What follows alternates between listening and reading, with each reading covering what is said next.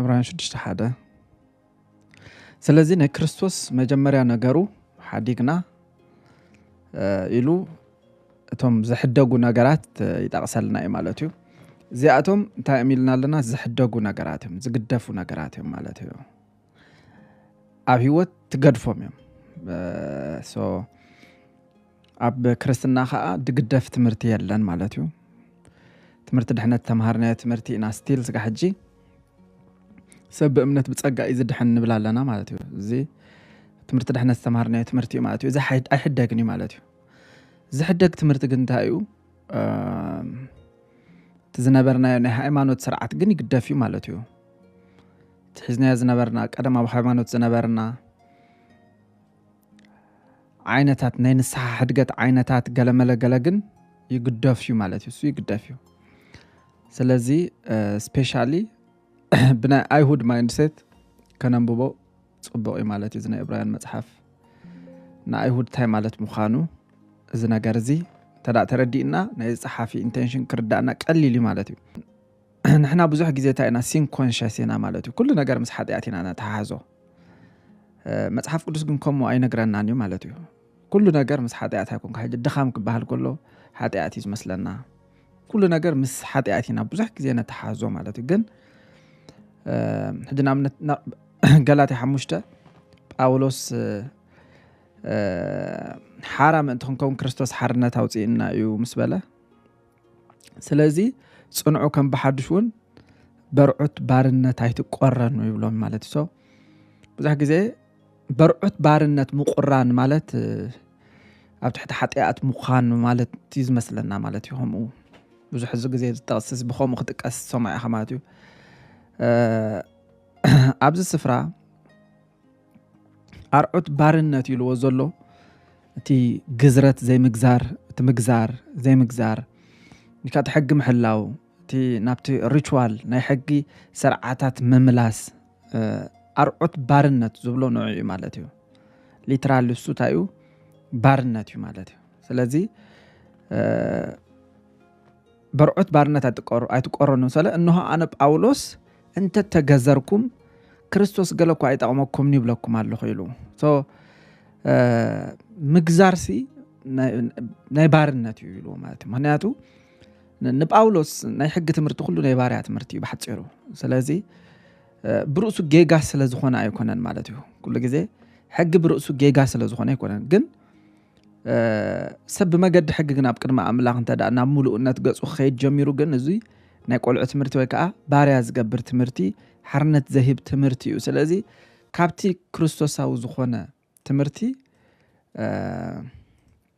ናብዚ ባርያ ዝገብር ትምህርቲ ኣይትኸይዱ ይብሎም ማለት እዩ ስለዚ በርዑት ባርነት ምቁራን ዝብሎ ብናይ ሕጊ ትምህርቲ ማለት እዩ ስለዚ ባርነት ሓጢኣት ዘይኮነ በዚ ኮንቴክስት መሰረት ናይ ሕጊ ትምህርቲ ታዩ ባርነት እዩ ማለት እዩ ዝኾነ ትምህርቲ ኣብ ህይወትካ ስጋኣት ፍርሃት ራዕዲ ዝፈጥረልካ ዘበለ ኩሉ ናይ ባርያ ትምህርቲ እዩ ማለት እዩ ምክንያቱ ናይ ክርስቶስ ትምህርቲ ናይ ሓርነት ትምህርቲ እዩ ማለት እዩ ናይ ናጽነት ትምህርቲ እዩ ማለት እዩ ክብርን ኣምላኽ ይኹን ሓራ ዝገብር ትምህርቲ እዩ ናይ ኢየሱስ ክርስቶስ ትምህርቲ ስለዚ ንዝግዘር ዘበለ ሰብ እውን ንብዘሎ እቲ ሕጊ ክገብሮም ዝግብኦ ደጊመ መስክር ኣለኹ ስለዚ ግዝረት ዘሎ ብዚ እቲ ናይ ሙሴ ሕጊ እዩ ማለት እዩ ስለዚ ሓደ ሰብ ብመገዲ ሕጊ ገለይሉ ዝሓስብ ተኮይኑ በል ንብዘሎ ሕጊ ክትገብሮ ይግባእካ እዩ ኢሉ ኣቱም ብሕጊ ክትጸድቁ ትደልዩ ካብ ክርስቶስ ተፈለኹም ካብ ጸጋ ወደቕኩም ይብል ማለት ወይ ብጸጋ ወይ ብሕጊ ክልቲኡ ግን ሚክስ ጌርካ ግን ኣይክየድን እዩ ጳውሎስ ብዘሎ ስለዚ ናይ ሕጊ ትምህርቲ እንተዳ ኣታኣታትዮም እንታይ ኢሉ ኣርዑት ባርነት እዩ ኢሉ ማለት እዩ እዚ ኣርዑት ዝብል ቃል ጳውሎስ ጥራይ ደይኮነ ጴጥሮስ እውን ተጠቂሙሉ ኣሎ ማለት እዩ ኣብ ግብረ ሐዋርያት ምዕራፍ 15 ንሕናን ኣቦታትናን ክንጾሮ ዘይትካኣለና ኣርዑት ኢሉ ኣሎ ማለት እዩ ስለዚ ነየናዩ ኣርዑት ዝብሎ ዘሎ ንሕጊ እዩ ማለት እዩ ሕጊ እንታይ እዩ ኣርዑት እዩ ማለት እዩ ስለዚ ዝኾነ ይኹን ሰብ ተዳኣ ኣነ ሕጊ ምልከተኒ እዩ ሕጊ ብሕጊ ገረን ኣምላኽ ደስ ከብለ ብሕጊ ገረን ኣምላኽ እንድሕር ኢሉ ዝሓስብ ኮይኑ ንገዛ ርእሱ ፈትዩ ኣብ ትሕቲ ባርነት እዩ ዘእትዋ ዘሎ ማለት ብኻልእ ኣዘራርባ ስለዚ ጳውሎስ በርዑት ባርነት እንታይ ትኾኑ ኢሉ ኣይትቆረኑ ኢሉ ማለት እዩ ስለዚ ሕጊ ባርነት እዩ ኣርዑት እዩ በዚ ኣይትቆረኑ ኢሉ ማለት እዩ ፍቅዲ 7 ጽቡቕ ትጎዩ ነርኩም ሕጊ ኣየጉየካን እዩ ማለት እዩ ጸጋ እዩ ዘጉየካ እምበር ሕጊ ኣየጉየካን እዩ ሕጊ ኣስረካ እዩ ማለት እዩ ክብርን ኣምላኽ ይኹን ስለዚ እዚ ለ ናብ ዕብራውያን ክምለስ ማለት እዩ ስለዚ ጳውሎስ እዚ ናይ ዕብራውያን ጽሓፍ እውን ተመሳሳሊ ዝኾነ ሓሳብ እዩ ዘቕምጥ ዘሎ ማለት እዩ እዚ ተመሳሳሊ ሓሳብ ዘቕምጥ ዘሎ ንምንታይ እዩ ነቲ ናይ ብሉይ ኪዳን ስርዓት ናብቲ ናይ ሓድሽ ኪዳን ስርዓት ሚክስ ክገብርዎ ስለ ዝሓስቡ ዝነበሩ ወይ ከዓ ከመይ ገይሮም ከመይ ከም ዝሳገሩ ሓደ ሙሉእ ዘመኑ ኣብ ጁዲዝም ዝነበረ ሰብሲ ከመይ ገይሩ ናብ ክርስቶስ ወይ ከዓ ናብቲ ብክርስቶስ ዘሎ ሓድሽ ህይወት ከመይ ገይሩ ይሳገር ምስ ተሳገረኸ እንታይ ክሕሉ ዘሎ እንታይ ክገብር ዘሎ እንታይ ክገብር ዘይብሉ እዚ ድንግርግር ዝብሎም ነይሩ ማለት እዩ ስለዚ በሉ ዝሕደግ ነገር ኣሎ ይብሎም ማለት እዩ ምክንያቱ ናብ ክርስቶስ ሓዲካ ኢኻ እምበር ከም ዘለኻዮ ኣይምፃእን እዩ ማለት እዩ ከም ዘለኻዮ ናብ ክርስቶስ ሓዲካ ኢኻ ትመፅእ ማለት እዩ ተቐደም ዝነበረካ ስርዓት ኣካይዳ ድዩ ገለድዩ ከም ዘለኻዮ ኣይምፃእን እዩ ማለት እዩ ስለዚ ምሕዳግ ዝበሃል ነገር ኣሎ ማለት እዩ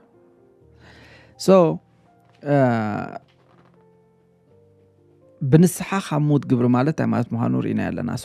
ብእምነት በኣምላኽ ካኢሉ ማለት እዩ ሕጂ ብእምነት በኣምላኽ ናምበር ቁጥር 2 እዩ ጠቂስዎ ዘሎ ማለት እዩ ብእምነት በኣምላኽ ዝብል ትምህርቲ ሕደግዎ ኢልዎ ማለት እዩ ሕጂ በኣምላኽ ምእማን ዶ ይሕደግ እዩ ዝብል ሕቶ ከልዕል ይኽእል እዩ ማለት እዩ ዝኾነ ሰብ ማለት እዩ ኣብዚ ምድሪ ብፍላይ ሕጂ ንኣብነት ዝኾነ ወላ እቲ ዝነበረ ናይ ሃይማኖት ይኹን ዝኾነ ሰብሲ በኣምላኽ ተኣምን ዶ ተልካ እንታይ እዩ ዝብለካ ኤቴስ ተዘይኮይኑ በስተቀር እንታይ ዝብለካ እወ በኣምላኽ ይኣምን እየ ዝብለካ ማለት እዩ ዝኾነ ሰብ እንድሕር ሓቲትካዮ በኣምላኽ ተኣምን ዶ ተልካ የስ ይኣምን ይብለካ ማለት እዩ ኣምላኽ መን ይሹም ተልካዮ እግዚኣብሔር ይብለካ ወእስራኤል ስማዕ እግዚኣብሔር ኣምላኽና ሓደ እግዚኣብሔር እዩ ይብል ማለት እዩ ስለዚ ኣይሁዳውያን ሙሉእ ዘመኖም ሓደ ኣምላኽ ኣሎ ኢሎም እዮም ዝኣምኑ ነይሮም ማለት እዩ እግዚኣብሔር ሓደ ኣምላኽ እዩ እዚ ኩሉ ዝሃበና ስርዓታት ኣምላኽ እዩ ሓደ ኣምላኽ እዩ ኢሎም እዮም ዝኣምኑ ማለት እዩ ሕጂ ኣይሁድ ግን በኣምላኽ ይኣምኑ እዮም ነይሮም ማለት ግን ድሒኖም እዮም ማለት ግን ኣይኮነን ያዕቆብን እስኻ ኣምላኽ ሓደ በይኑ ምዃኑ ተኣምን ኣለኻ ጽቡቕ ገበርካ ኣጋንንትን ሚኣምንም ይንቅጥቀጡን እዮም ኢሉ ማለት እዩ በኣምላኽ ምእማን ብርእሱሲ እሱ ይኮነን ህይወት ዘውህብ ማለት ዝኾነ ሰብ በኣምላኽ ይኣምን እዩ ማለት እዩ በኣምላኽ ተኣምን ዶ ኢልካያስ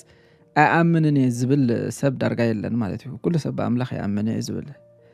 በኣምላኽ ምእማን ግን ኣይኮነን ናይ ሓድሽ ኪዳን መልእኽቲ ማለት እዩ ናይ ሓድሽ ኪዳን መልእኽቲ ሓደ ኣምላኽ ኣሎ ኢልካ ምእማን ኣይኮን ወይ ከዓ ወእስራኤል እግዚኣብሔር ኣምላኽካ ሓደ ኣምላኽ እዩ ኢልካ ኣሚንካ ኣይኮነን ህይወት ዝርከብ ማለት እዩ ምክንያቱ ጳውሎስ ኣምላኽ ሓደ በይኑ እሞ ኢሉ እቲ ኣብ መንጎ ኣምላኽን ሰብን ዘሎ ሓደ መንጎኛ ከዓ ኢየሱስ ክርስቶስ እቲ ሰብ ሓደ በይኑ ኢሉ ማለት እዩ እቲ ዲፈረንስ ዘምፅእ ዘሎ እቲ ሰብ ኮይኑ ዝመፀ ካልኣይ ኣካል ስላሴ እዩ ማለት እዩ ስለዚ ብእምነት በኣምላኽ ዝብል ትምህርትስ ውፁ እዩ ዝብሎም ዘሎ ማለት እዩ ናበይ ክንወፅእ ተልናዮ ናብቲ በክርስቶስ ኢየሱስ ኣሚንካ ዝርከብ ህይወት ውፁ ኢየሱስ ጎይታ እዩ ስለዚ ንዝኾነ ሰብ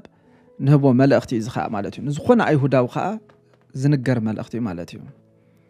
እግዚአብሔር አምላክ ሓደ አምላክ እዩ ይብለ ማለት ስትል ስጋ ሕጂ አይሁድ ማለት even only Jesus one እግዚአብሔር አምላክ ሓደ አምላክ እዩ ዝብሉ ማለት እዩ ግን እዚ በአምላክ ምእማን ዝብል ትምርቲ አንጻር ጸራ አምላክ ተዘይኮንካ ወይ ከዓ ከምዚ ፊሎዞፈር ተዘይኮንካ ኩሉ ሰብ ዘአምኖ እዩ ማለት እዩ ዓብ ነገር ሲኮነን ማለት እዩ ስለዚህ በእምነት በአምላክ ካብ ዝብል ትምርቲ ወጹ نابي كنوت نابتي يسوس كريستوس ودع أملاخ يزبل تمرتي وطو اسو يتفتصمنا يسوس نسو كريستوس يلو زأمن كأملاخ ستولد يخبلهم كله إذا هيوت زهب تمرتي زي مالتي هيوت زهب تمرتي كريستوس يو سلازن نافتصمنا نحلف كلهم كله نابي نحلف مالتي ناب كريستوس نحلف مالتي نام منفساوي عبيت نحلف مالتها يكونن بمسارته منفساوي عبيت فتصمنا يكونن سب منفساوي هيوت بزعابي قصري يفتصم لنا نحسبت لنا خوينا اب حقينا زلنا مالتي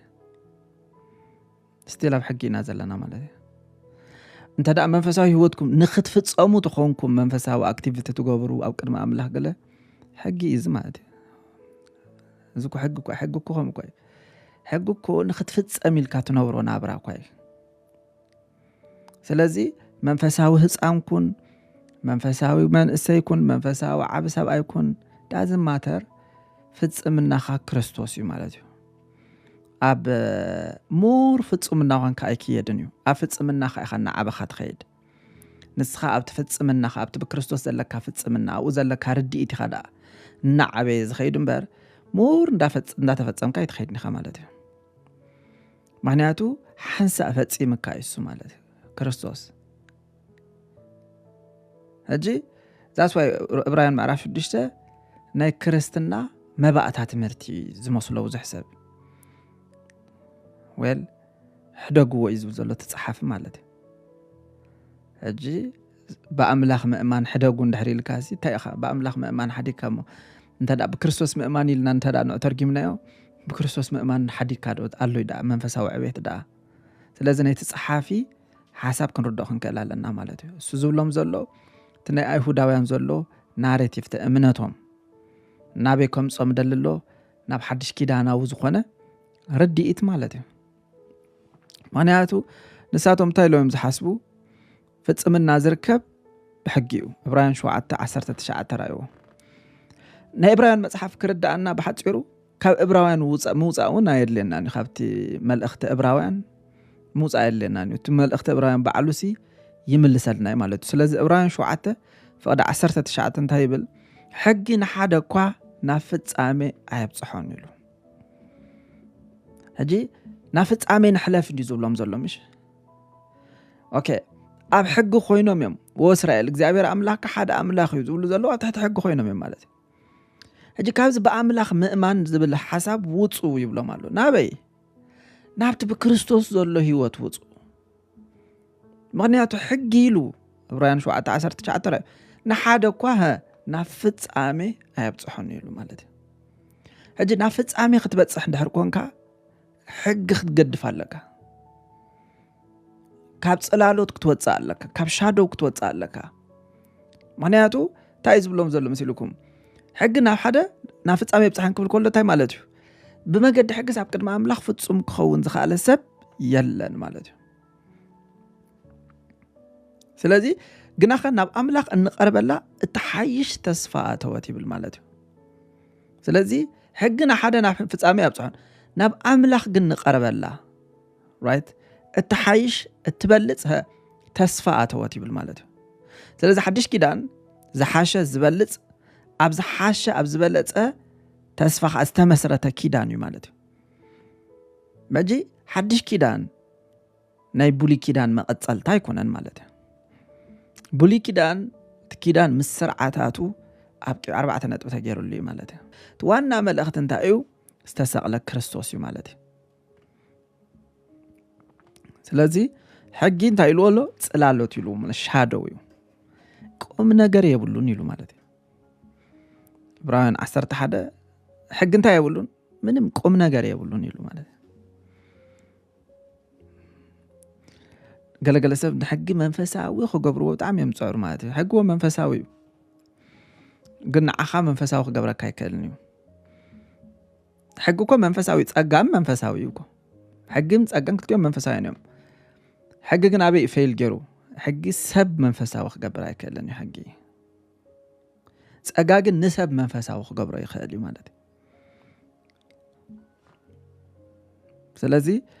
ሕጊ ጽላሎት እዩ ኢልዎም ሻዶው ኣብ ጽላሎት ክነብር ዝደሊ ሰብ ኣሎ ድዩ ኣነን ጽላሎተይን ኣነ ማለት ድዩ ጽላሎት ማለት ናተይ ጽላሎት ናተይ ሻዶው እዩ ስለዚህ ጽላሎተይ ማለት ኣነ ማለት ኣይኮነን ናተይ ጽላሎት እዩ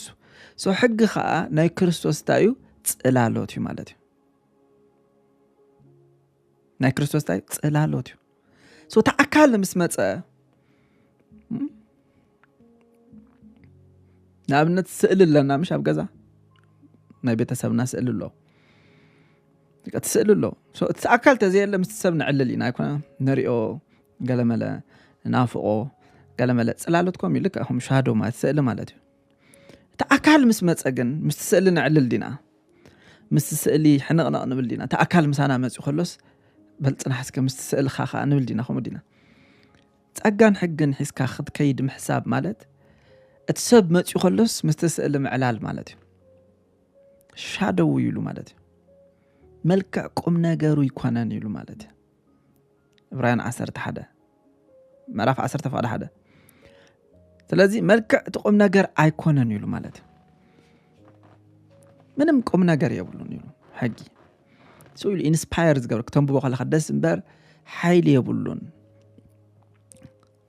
ስለዚ ነቶም ኣብ ትሕቲኡ ኮይኖም በብመዓመቱ መስዋዕት ዝስውኡ ኸማን ፍጹማት ክገብሮም ኣይከኣሎን ይሉ ማለት ሕጊ he failed ማለት እዩ